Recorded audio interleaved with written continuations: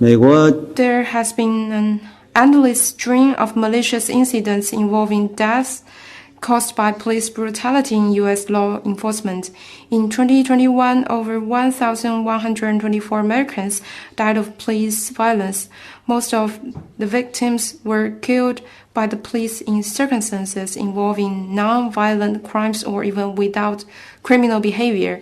The Lancet published a study showing that between 1980 and 2018, around 30,800 people died from police violence, and age-standardized mortality was about 3.5 times higher in black people than white people. There are frequent media revelations about torture, abuse, and violence in various detention facilities in the U.S., including private prisons. The Guantanamo Bay prison is infamous for the systemic abuse and torture of prisoners.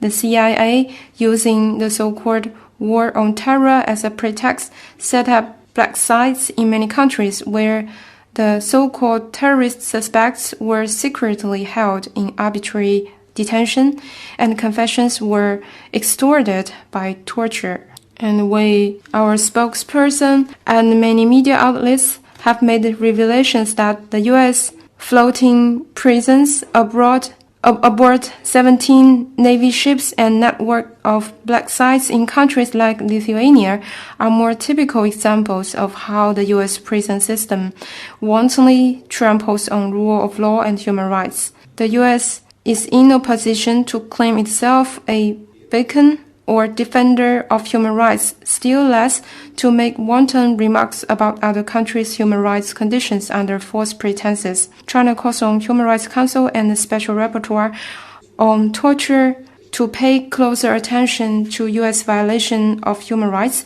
and urge it to adopt concrete measures to resolve relevant issues. If you see something, say something.